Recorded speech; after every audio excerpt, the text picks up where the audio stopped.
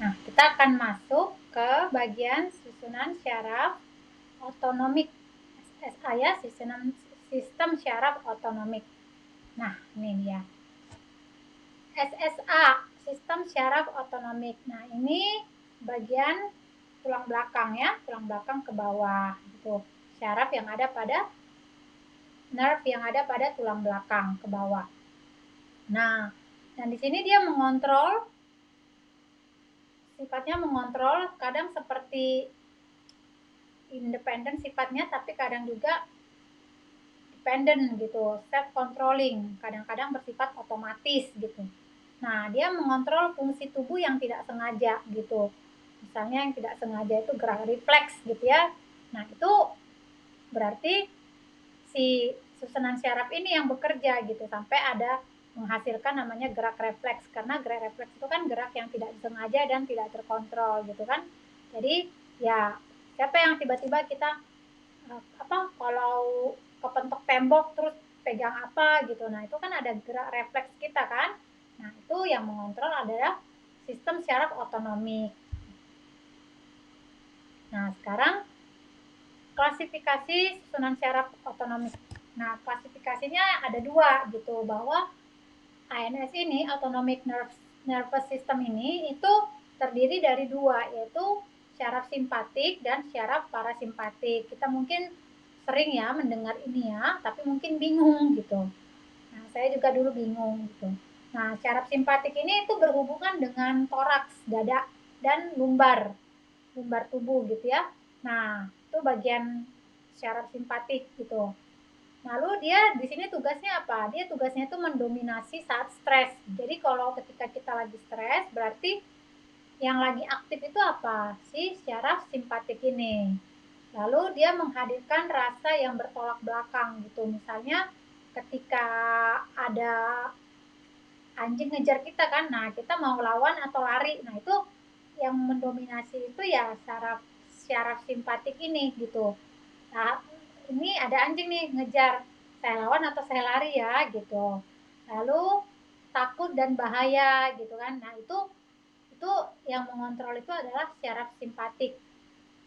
Nah, sedangkan syaraf parasimpatik itu berhubungan dengan kranial dan wilayah tulang belakang gitu. Jadi bagian kranial dari kepala ke tulang belakang. Jadi lebih pendek ya si susunan syaraf parasimpatik ini, sedangkan simpatik itu kan dia berhubungan dengan toraks dan lumbar tubuh, jadi bagian tengah tubuh gitu, badan gitu. Nah, sedangkan si parasimpatik ini dia di bagian kranial, di bagian kepala dan belakang tulang. Itu si syaraf parasimpatik. Nanti kita lihat di slide berikutnya. Nah, dia ini mendominasi saat tidak stres. Misalnya kita lagi happy, lagi bahagia. Nah, itu yang mendominasi itu berarti syaraf parasimpatik gitu kan. Tetapi ketika kita lagi mumet, lagi stres, lagi ya lagi pusing gitu, maka yang mendominasi itu, yang bekerja itu adalah syaraf simpatik. Nah, sekarang kita melihat parasimpatik tadi ada di bagian kranial dan tulang ya, tulang belakang atas. Nah, wilayahnya. Jadi yang parasimpatis itu yang biru, yang orange ke kuningan ini itu warna itu si simpatik gitu, syaraf simpatik. Dan kita lihat titik-titiknya itu, kalau parasimpatik itu di atas tuh ada 3, lalu di bawah itu ada 2 di bagian sakral. Nah, 3 ini mengatur banyak hal. Nah, selain tapi si simpatis itu yang berada pada toraks dan lumbar. Nah, dari di bagian torakal, tulang belakang, bagian spine, bagian tulang belakang yang bagian torakal sama lumbar. Nah, itu syaraf syaraf simpatik yang banyak di situ gitu. Nah, sekarang kita ngelihat ya, fungsi yang 3 ini yang di atas dari syaraf parasimpatik yang ada di bagian kranial dan tulang belakang atas. Nah, itu ya mengkonstrik pupil gitu ya, membesarkan pupil gitu.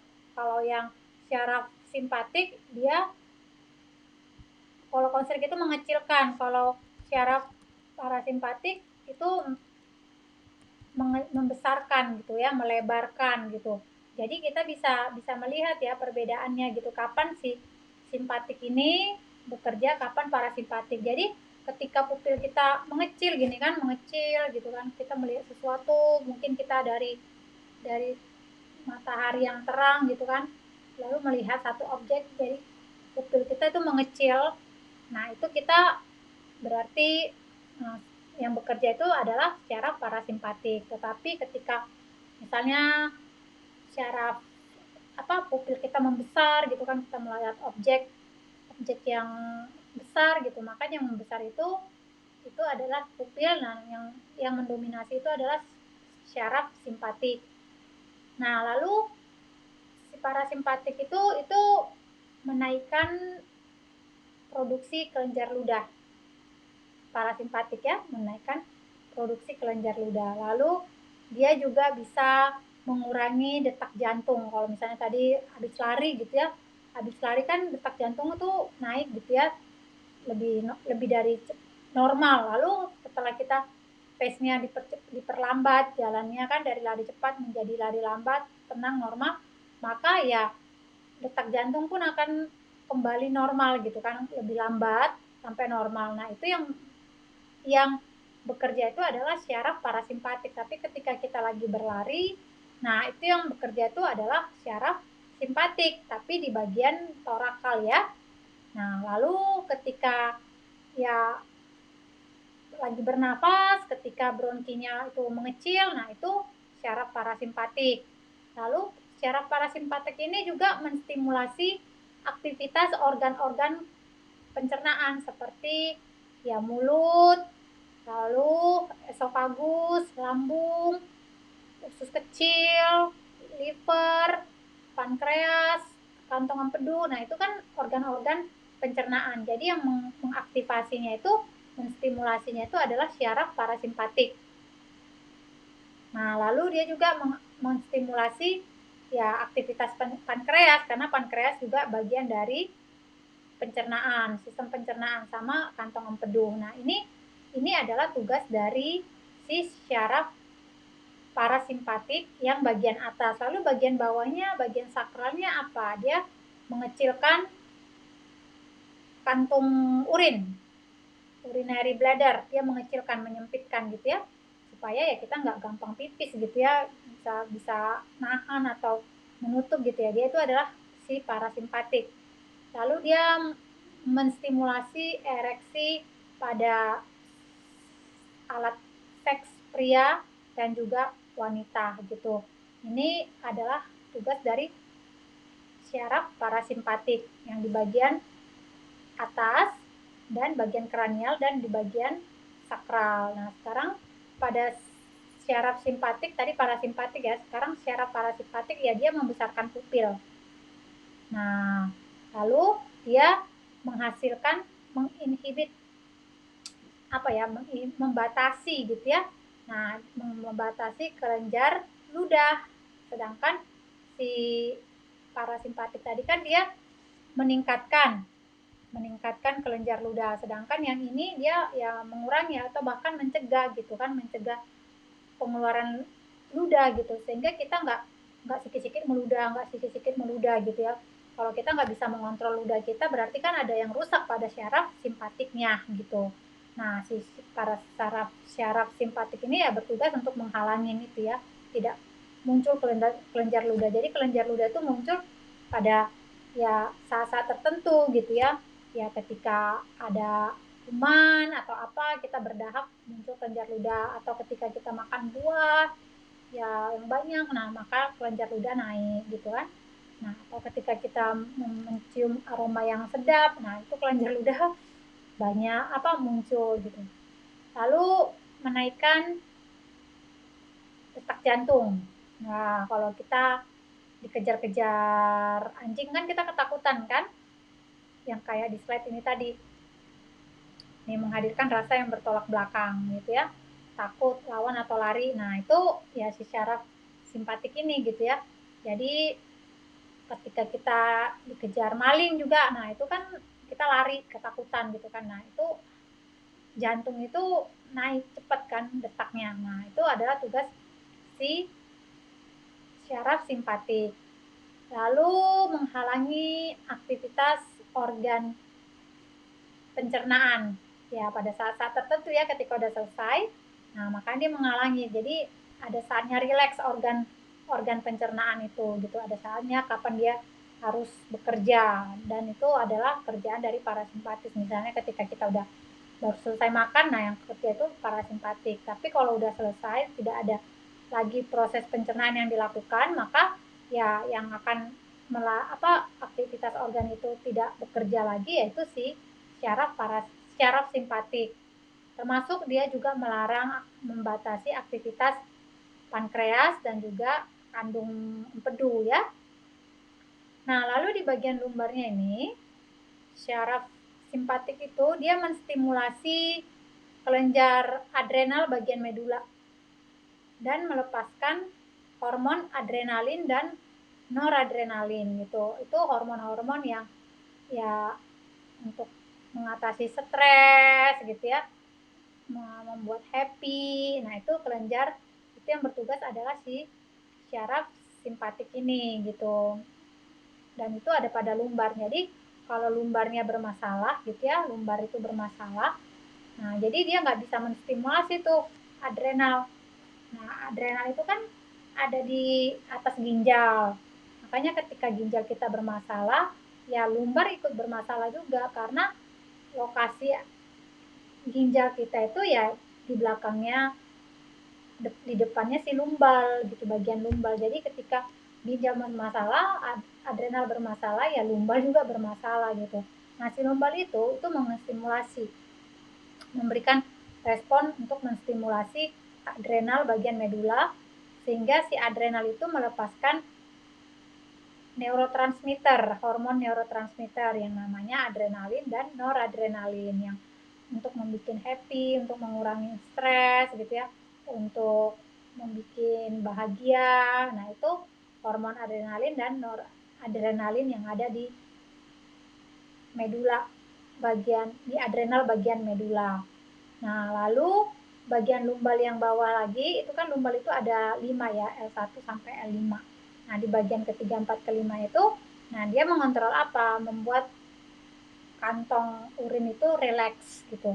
Sedangkan yang tadi kan ya mengecilkan ya, constrict gitu kan. Nah, atau menekan gitu ya. Nah, sedangkan kalau si ini dia ya akan membuat rileks gitu. Kalau rileks berarti kan nggak ada tekanan gitu kan, jadi nggak mengkerut atau nggak menyempit gitu. Sedangkan si parasimpatik itu dia bertugas untuk mengecilkan, menyempitkan gitu kan. Nah, ini membuat rileks kantong urin gitu. Si saraf parasimpatik yang bagian lumbal. Nah, lalu bagian lumbal yang tadi juga itu dia menstimulasi ya orgasme pada alat kelamin laki-laki dan perempuan gitu. Kalau yang parasimpatik kan menstimulasi ereksi gitu ya.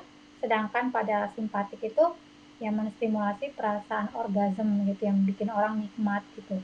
Nah, itu yang dilakukan oleh si simpatik ini, dan kita melihat ya bahwa di bagian tulang kita itu dari otak tengkorak bagian bawah sampai ke sakral itu kayak bagian pangkal paha gitu ya, tuh tulang. Nah, itu ya syaraf itu banyak di situ gitu ya, dan itu mengatur seluruh gerak tubuh gitu, mengatur proses-proses yang ada di dalam tubuh kita gitu. Dan ketika ada yang masalah pada syaraf, entah itu di bagian pusat ataupun bagian autonomik, nah itu menyebabkan masalah-masalah yang lain. Misalnya ya back pain itu bukan sekedar back pain, sakit di sini, tapi itu ada syaraf kejepit yang kata orang gitu. Nah, ini solusinya apa gitu kan, seperti ini kalau misalnya ada permasalahan persyarafan pada tulang punggung. Ya, sekali lagi kita bisa melakukan exercise yang ringan seperti yoga gitu ya. Tapi ya sekali lagi ini yang bermasalah kan syarafnya gitu. Nah, makanya perlu nutrisi pada syaraf itu dengan melakukan regenerasi dan detoksifikasi supaya apa, syaraf pada bagian belakang itu, bagian back pain itu ya sehat lagi, normal lagi, berfungsi lagi. Kalau tadinya dia udah mati, udah ada kelumpuhan, kecacatan di situ, ada luka, ada trauma gitu ya. Entah bagian torakik atau servikal atau bagian lumbar. Nah, ya sekarang regenerasi lah selnya gitu. Detoksifikasi supaya syaraf itu dapat energi, dapat makanan, dapat asupan yang seharusnya yang berdaya listrik tinggi, dan itu hanya didapat melalui makanan-makanan yang penuh nutrisi, yang sifatnya alami gitu, yang yaitu buah, baru sayuran atau yang mentah ya, yang raw, enggak yang diproses lalu biji-bijian gitu. Tapi kalau kita ya melakukan pendekatan obat ya tidak akan menyembuhkan masalah, maka malahan akan menambah masalah dan memperberat pada masalah-masalah lain gitu yang akan muncul gitu. Kenapa? Karena ya tubuh kita ini sel dan dia hanya tahu apa yang sangat simpel gitu untuk bisa diserap, untuk menghasilkan nutrisi, untuk menghasilkan energi gitu. Kalau kita masukkan yang kompleks-kompleks, seberapa mahal pun itu, seberapa enak, indah bentuknya, itu tidak akan diterima oleh sel gitu. Sel itu akan mengklasifikasi itu sebagai racun, sebagai limbah yang harus dibuang. Nah, dan akhirnya ya kita nggak akan jadi sehat. Tapi kalau kita memberikan yang kaya dengan nutrisi, yang bersifat elektrik gitu, maka ya sel itu akan meregenerasi, termasuk sel-sel pada syaraf, baik pada syaraf tulang belakang maupun pada syaraf otak. Nah, itu adalah satu-satunya jalan, walaupun ya tidak gampang, karena ya untuk membenarkan sel-sel syaraf yang sudah sakit, yang sudah lemah, yang mengalami trauma, yang rusak, nah itu perlu usaha 4 kali, daripada usahanya lebih keras gitu, memerlukan energi yang lebih besar 4 kali daripada sel-sel lainnya pada tubuh gitu. Tapi tetap kan bisa diobatin, tetap kan bisa ada pengharapan untuk sehat, tetap. Tetapi ya kuncinya disiplin, sabar, komitmen harus tinggi. Dan ingat, di dalam mindset kita, pendekatan yang terbaik adalah lewat naturopat, lewat nutrisi, lewat oksigen, bukan lewat kimiawi dan tindakan-tindakan lainnya. Nah, semoga pembelajaran ini membawa kita kepada satu pemahaman. Ya, walaupun kita ada kenalan atau kita mengalami masalah-masalah syaraf di otak atau bagian tulang punggung, semua itu dapat diatasi dengan melakukan regenerasi sel dan juga detoksifikasi, menghambat apa yang tidak perlu diserap oleh sel yang dianggap diklasifikasikan sebagai racun, sebagai toksin, sebagai sesuatu yang harus dibuang, limbah, nah, dan yang tidak diperlukan oleh sel. Nah, kita harus tahu hal itu sehingga kita punya kesempatan untuk meregenerasi, membalikkan sistem yang sudah salah, mereparasi tubuh kita yang lemah dan yang sakit, sehingga kita bisa menjadi lebih sehat dan dapat berpikir lebih jernih, berpikir dengan lebih tajam, dan dapat namanya mengalami perasaan-perasaan happy, perasaan senang, perasaan damai, gembira, bukan perasaan-perasaan marah, kecemasan, lalu dendam, tidak seperti itu ya. Semoga pembelajaran ini bermakna dan bermanfaat dan mengandung banyak value untuk boleh dipelajari dan diserap oleh setiap peserta. Dan silakan membagikannya kepada orang-orang yang dikasihi dan selamat berproses, selamat bertumbuh. Sampai ketemu di modul-modul berikutnya. Salam!